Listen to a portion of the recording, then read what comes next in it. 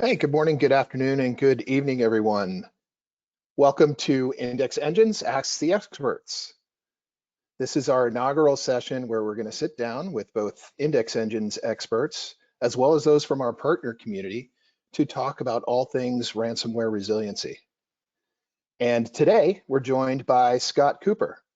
Scott hails from the UK, and he's our Director of Global Sales Engineering here at Index Engines. He's a big rugby fan, and while we can't agree on which Premier League team that we both support, we do both agree that cyber resiliency is paramount in today's landscape. So, a quick logistical item for today's session. If you would like to submit a question to either myself or Scott, please do so by using the question functionality within GoToMeeting. Do not use the chat feature. We're not going to be monitoring the chat, but we are monitoring the question portion. So again, use that question portion to get things started, and we'll go from there. So just to kind of get things rolling, Scott, I would love to get your take on cyber resilience. What are customers doing for cyber resiliency today? And quite frankly, what could they do better? Yeah, it's a good question, Rob. We see it a lot where a lot of the technology vendors out there are talking about cyber resiliency now that they never used to speak about in the past. There seems to be an awful lot of confusion. Cyber resiliency isn't something that's going to get solved by technology. Cybersecurity is something that's going to get solved by technology because they put all the defenses in there, they do all of the scanning of data on the live system. But the resiliency is more about the actual customers themselves. How are they going to cope in the worst case scenario? What have they put in place to be able to do that? What do they trust is going to happen to their data and their environment when that need happens? And we're going to hear that word trust come up quite a lot there. So for me, cyber resiliency is more about the customers themselves, putting together a team. It's not just going to be the security guys that are involved in there. They've done everything they can on the defensive side. You're also going to need to involve the architecture and the infrastructure team, where you're going to actually restore your data to. And then you've got the backup teams and they need to be there front and center. What are they going to restore? No customer has it set that they can restore all of their data all at once in one single instance. They need to be able to manage that into certain projects of what's the most critical data to bring back. What data do they know are they going to be able to bring back?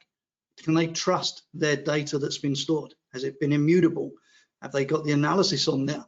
Do they trust that the information they're restoring is going to be good and bring their company back? Because ultimately, that's we all skip over that on all of the technologies when we're all talking about it. Oh, it's fine. You've got backups. You can just restore them, and if it's not, you go back to another one.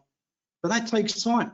It could take a day, 24 hours to restore a block of data. If you then check it and find out it's not good and you have to go back again, another day, it's another 24 hours you've lost. And then all of a sudden, before you know it, it's a week down the line. That's probably not a very resilient customer there. They don't have any resilience in their systems. And ultimately, they're going to have no trust going forward. Great point. And one of the points that I just want to highlight is almost bridging that gap between security as well as what I'm going to call it data protection, storage, that side of the fence. And I think sometimes from a resiliency perspective and to answer or to add my 2 cents to that, what can be done better portion is to really bridge that gap, to be able to share information across those 2 disciplines within an organization so that basically they have the knowledge of what may be happening, especially during a ransomware event, or on the security side, being able to react and have that plan in place to get themselves back up and running. So, that gap, closing that gap between those 2 disciplines, I think is really important. Yeah, and they both still need to be involved. Yes, before the attack, primarily it's going to be a security issue to try and defend against the attack. But after the attack happens, even on the restoration process, the security team need to be involved, checking for dormant executables in the data they're trying to recover, making sure the recovery area is secure and they're not going to be reinfecting themselves, as well as then involving that infrastructure and the data protection team there. So they need to be able to work together and should have regular meetings before that to make sure that they are all skilled up and have trust in each other, as well as the solutions that they're going to try and use.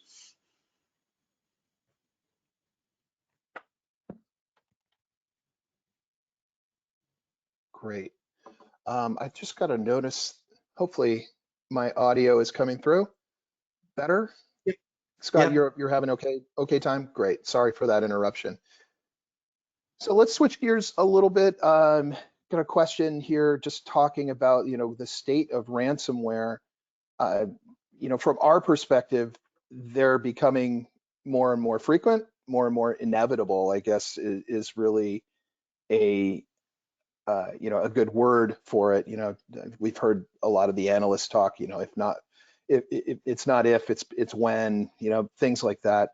But cyber resiliency is really crucial to kind of mitigate some of that impact.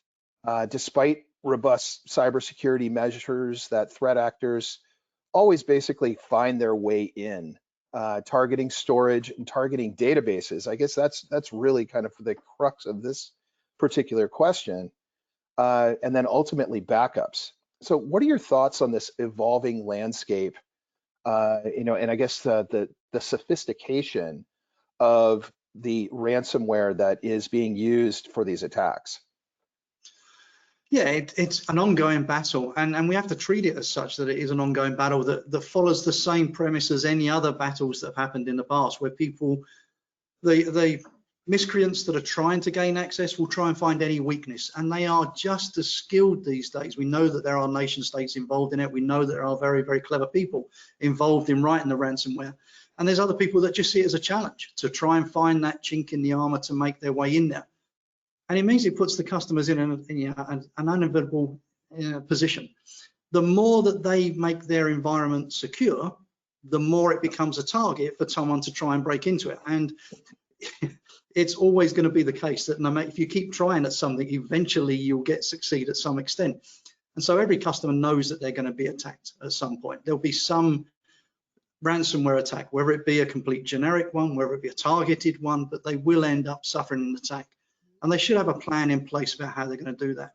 And we've seen the complexity getting worse. It used to be a general, I'm going to encrypt every file, and that was pretty much it. And they worked out that was easy to detect, so now they're used to doing things like partial encryption, and then they moved over to intermittent encryption, leaving the header information the same on the files, but taking it down into the content of the files. If you can't identify that by the actual looking at the content, if you can't identify it by the use cases of who's accessing the files, if there's anything unusual there, and if you haven't got a recovery plan and you've got no trust in that data that you're going to be bringing back, then you probably haven't got a resiliency plan at all. And the ransomware is just going to keep getting worse and worse. You touched on a really good point, the content. I'm going to flip the gears here a little bit, and we could talk just a second about CyberSense for this, and focus a little bit on this. How important is the content? And let's talk about what CyberSense does in a typical scan to identify some of those, whether it be intermittent encryption, et cetera, that might corrupt some of the data. What are we doing, on a daily basis to kind of help detect that corruption? And that's a good question. Why is CyberSense different than anything else? All the other people are checking general metadata because it's easy. It's there at the top of the file. It doesn't require any technical work to actually look at it. But the trouble is, as we've said, the ransomware writers are getting more clever about how they're doing it. They're hiding it in the content. With CyberSense, we've always looked at the content of the files. And we're not looking for the signatures of ransomware, etc. We're looking for the changes that have been made. So it means that we don't have to be specifically tied to a variant. If we know that a particular type of ransomware encrypts data and changes the file extension, it doesn't matter which variant of that happens, as long as that change is still the same, and we'll keep detecting that. And it means then that we're in front of the curve. It's great with signature scanning, unless you're customer number one, because customer number one has no protection because there's no signature created for that. Yeah. But with CyberSense, because we're looking at the changes that have been made to the file, if you're customer number one, we'll probably still identify that because we've got that 99.99% accuracy in identifying those changes.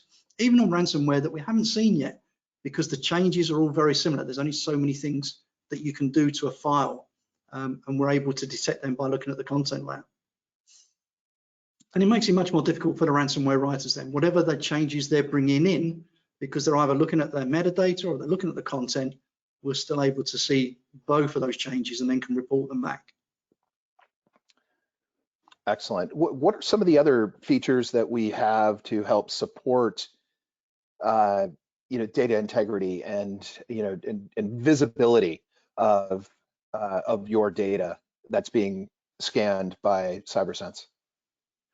It's always been the downside of a company like ours, and with the security teams that you might have out there at the customers. If the security team are doing their job well and they're lucky, then they're probably not going to have a cyber instance every week. It's going to be a rare occasion that they get a cyber instance that they need to respond to. So as far as they're concerned, CyberSense sitting there in the background, just looking at the backup data and analyzing it to say that they've got good, clean backups to restore from. Come 12 months down the line, they may well see, well, what did CyberSense do for me this year? Why am I spending that money on doing that?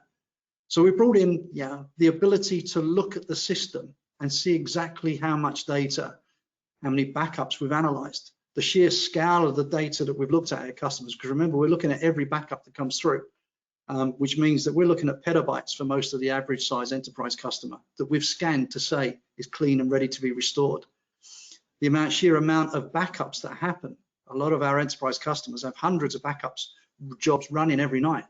They all get shown up as being thousands that have been performed over any particular period. So the customer can now see that and get a regular report back to turn around and say, this is exactly what CyberSense is doing for you. So they can see that, they can take it to the management and say, this is the value we're getting from it. This is why we know we have trust that our backup data that is stored can be restored, and it will be a good, clean copy to bring back. We've had some anecdotes too come in just from some of our customers.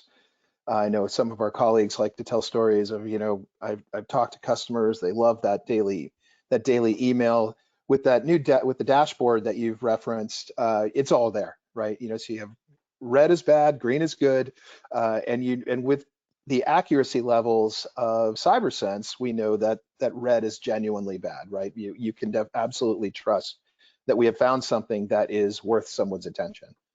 Yeah, and that's because we're looking for the changes in the file. So if we've turned around and said that a file has changed and our machine learners have said that it's indicative of being done by ransomware, it's not that we're creating any type of general alert. Something has specifically happened to that file or those large group of files, and they should be investigated. We have a very low false positive rate because of the fact that we've got so many checks, not only about the current data we're seeing, but about the previous versions of that data that we're going through there. So we have a low false positive rate, and the customer should be trusting that if there is an alert, it is worthwhile investigating in production to see what has gone wrong with that environment. And behind that 4 nines of accuracy, we have extensive AI, and that's been trained on actual ransomware. Can you touch a little bit about how we achieve that 4 nines of accuracy via the AI? Yeah, so our AI is trained, as you turned around and said. We get all of the latest variants that are coming out. We get that from a lot of the third-party providers. We have a lot of information that's been sent over from academia and from some of our customers that send randomized data into us. We'll check every ransomware variant that we can find, and we'll detonate that in our dirty lab so that we can see the reactions there. We know that the software should detect these changes in the file, but we want to make sure if they've done anything slightly different that will cause that machine learning that needs to re-educate itself on that specific nuances of that variant. And then that then gets pushed out into all of the updates that we do on the monthly updates and the quarterly updates. So we're always keeping on top to make sure that those machine learning algorithms that are generated from the AI are fit for purpose for the customers to keep them in top form. Excellent. Yeah, it is kind of the magic behind the scenes from a CyberSense perspective. So very worth touching on. I think from a competitive perspective, we often ask how is your ML, how does your ML train your AI? And to just point out that main part of your answer, we are training it on actual ransomware and the variants and not just the signatures of those, but the actual behavior that it causes. So it's something that I think we go much deeper than your average bear. And that follows on because of the fact that we do generally go much deeper anyway on the analysis. Everyone else is a surface level on the metadata. We go straight down into the full content.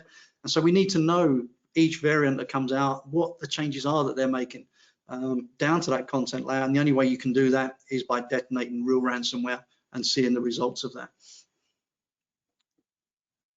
So on that note, I think this is a great opportunity to take this question. Is there a particular customer story or an attack that stands out to you from, say, the past 6 months to a year? Anything that you've experienced just from a field perspective? So yeah, we've had a few of them, and yeah, one of the big things that we always have is that if the data in the vault we know is it's been protected, it's got the air gap on there, and it's got the immutability copy, and we've analyzed it to say it's good. But it does rely on the backups, which means that we get a lot of feedback to say you're behind the curve when it comes to doing it. We had one particular customer, the attack happened before the backup was run that night. So we had a good clean copy from the previous night. The restoration was no problem at all. We could identify a nice green in the UI to turn around and say these full backups are good to be restored. But the customer was still unsure. What about the dormant executables? What the actual file that triggered this particular attack? Is that in the backups that I'm going to restore the data from? And is someone going to click on that and then just reinfect me? So even though that we didn't alert to turn around and say that there was any ransomware in the backups, they used our software to search for that brand new dormant executable within the backups that had already analyzed, which meant that they knew not only was all of the data they were restoring from those backups was clean and hadn't been changed, but there were no dormant executables in there that was going to reinfect their environment. Giving that trust back again that not only is the data clean, but there's nothing in there that could reinfect the customer. And then they went on and did the forensic searches to find out where the actual incident happened, and then to try and close that door down as quick as possible. Excellent. There's a question that just came in. I think it's a perfect opportunity to ask this. You just mentioned the vault. So there's a couple ways that we are deployable, and one of those is via the vault, and that's through our main our partnership with Dell. And then there's other ways that we are looking to either roll out or we have rolled out from a deployment perspective. And the question is, can you speak on what CyberSense is doing on primary storage? Yeah, and it's a good question, and they're two completely separate use cases. Yes, the vault is great for having that gold copy of data that you're going to need for the restoration. But a lot of customers, you alluded to it earlier on, have these large databases that are critical to their environment. If they go down, they're going to lose a lot of revenue, and we need to try and protect that. So during the working day, what they have is the ability in some primary storage to take snapshots of that. Some customers may be doing that as quickly as every 10, 15 minutes during the day to make sure that they've got a copy that they can restore down to and reduce those RPOs that they have and keep them as small as possible. So in primary storage, we've now started looking at analyzing those snapshots that come through. We certainly wouldn't recommend doing it every 15 minutes on every single snap, but maybe once an hour or once every couple of hours, you analyze one of the snaps, because it takes a while to do that. It means then that as soon as those changes, if they do get attacked, as soon as those changes start happening, before it becomes critical, they can be alerted of it, they can shut that system down, and they can immediately then revert to one of those more recent snapshots that they've got there, which may have been just 15 minutes before. So all of a sudden, on a Vault solution, your RPO is going to be 24 hours previous, whereas on the primary storage, your RPO could be as little as 15 minutes or so to get that server back up and running. So they complement each other, but in completely different use cases, but both very valid for the enterprise market. Excellent. We've talked a little bit about the cost of failure, right? You know, what some of those examples are for not having something like CyberSense in place. What about the cost of success? And by that, I really mean, are there proven savings that leveraging CyberSense that you can actually see in your cyber resiliency strategies? Yeah, there's certain numbers that you can do there. So you can work out the speed of recovery because you don't have any of the guesswork that's in place normally to be able to do the restoration. So you've got probably an 80% faster recovery time after an attack than you would have without CyberSense in there. That's then going to equate to the cost that you're going to be saving as a business because of the fact that you're not down for too long when you're actually doing that. And then, as I said, on the primary storage, you've now got the ability to check on the primary storage of what those snaps are and having that guarantee within each individual hour that you have a recovery point that you can restore to, and you're not going to suffer from 23 hours of data loss and the reduction in revenue that you're going to get from that. And there's a dozen other marketing figures I can give you, but the main thing is going to be— Well, now you're talking my language. I didn't expect that. It's going to be the cost of the business is the thing, the big saving. That's really where the main revenue is going to come. How quickly can they bring that business back? And that's how quickly you can bring a business back works in two ways with the reputation of the business. If it takes you a week to come back, your reputation is probably going to suffer irreparably, and that business is going to suffer long term for that. You can announce that you've got a cyber attack or a cyber instance going on, and you're back within 24, 48 hours. That then shows people how good your resiliency structure is, and as a company, how great you are. So it can work on both sides. Yeah, I think we've spoken to some US-based airlines, and they have essentially said if they're down for a week, I might be exaggerating, but if they're down for a week plus, they're at great risk of something that catastrophic from a business perspective, not just from a data perspective. Really the overlying business would be affected, and essentially leading them towards going out of business or having to halt operations. So that's an extreme case, of course, but there are other situations where a 2-week RPO and RTO are not acceptable. They'll need to recover ASAP with as much data, with acceptable data loss, and being able to recover within reason. So I want to just urge everyone, I'm gonna try and summarize a little bit with Scott here what we've spoken about. This is your last shot, everyone. We got a few minutes left. If you do have a question, again, use the question and answer feature in GoToMeeting to ask a couple more questions. Your questions have been great, so thank you very much for asking these, and I apologize if I took away some of the spirit of your questions. But yeah, I think we've been able to get most of them. We have one that came in. We mentioned databases. So we mentioned databases. CyberSense can also scan file and block, as well as VMware data stores within Infinidat. Do you care to answer that? What was the question there, Rob? I don't necessarily have a question on this one, but I guess it's just a confirmation that we also support block, file, and VMware data stores within the Infinidat solution. Yeah, so with Infinidat, again, this is moving on to that primary storage side. And yeah, it's a great piece of technology, super fast for being able to do the things it does. So it means the analysis works much quicker on there. And it doesn't matter what the customers are protecting or using on that particular InfiniBox with Infinidat. If they're using their databases, if they're using file on there, if they're using block, or if they've got their virtual environment stored on there.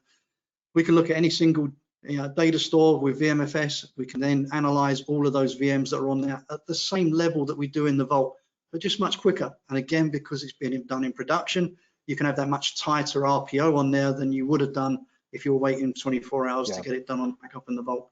So it's a clear advantage if that's what you need, and then look at how you get a gold copy of that data later on. All right, so I'm taking a couple notes here. To just kind of summarize, again, feel free to sneak in a couple questions before we call it a day here. But to just summarize, the threat of ransomware is real. I think that's an obvious. We've learned that the ransomware landscape is ever evolving, and the threats are becoming more frequent. in a zero trust world, it's kind of tough to put your trust behind something, but I think that's where CyberSense really comes in handy.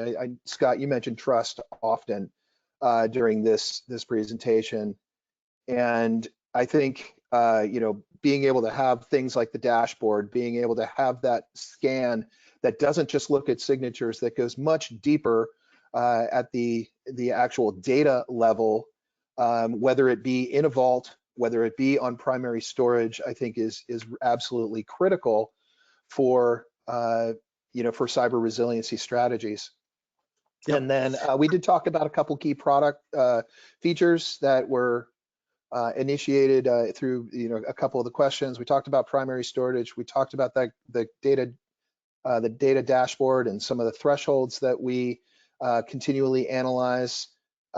Scott, you did a great job touching on how important the AI is behind the scenes. It's not buzz, but this is something that we've always done, and we've matured our AI and ML level to achieve a 99.99% accuracy level.